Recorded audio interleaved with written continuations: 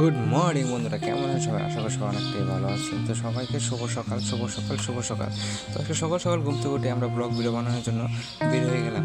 তো আমি যখন বের হই তখন হঠাৎ পারভেজের সাথে দেখা। তো পারভেজ বলতেছে, ভাই ভাই ভাই কী হয়েছে? আমি বললাম, কী হয়েছে ভাই? পারভেজ বলতেছে, ভাই আমিও যাবো তোমার সাথে। কোথায়? আমি বলছি, তুমি যেখানে যাবে আমি সেখানেই যাবো। তো পারভেজকে বললাম, পারভেজ চল। তো আমরা রওনা হয়েছি। তো গেতে পারভেজ বলতেছে, ভাই একটু ভিডিও করো আমার।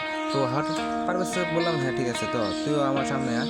তো আমরা রওনা হয়েছি। তো গেতে রাস্তার সাইডে দেখি একজন লোক মাছ মারতেছে।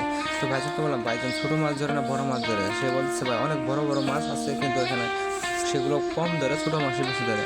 তো ভাবলাম চলে যাই। তো চলে যাওয়ার পথে আশা পড়ার গন্তব্যের মাঝ সামনেই দেখি একটা অনেক বড় সমস্যা। তো সমস্যাটা আমরা পার করবো এখন কীভাবে, তাই আমি পারভেজকে বললাম। পারভেজ বলতেছে, ভাই সমস্যা নাই, তুমি আগে যাও, আমি তোমার পিছুই চাইতেছি।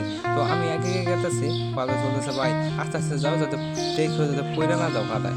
তো পারভেজকে বললাম, আমি তো আস্তে আস্তে গিয়ে যাবো, তুই ঠিক মতো আয়। তো ওরে বলতেছে, তুই আয়।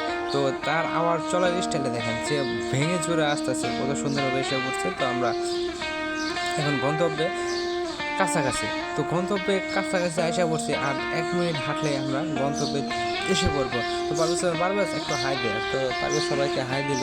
তো তারপর এসে পড়ছি।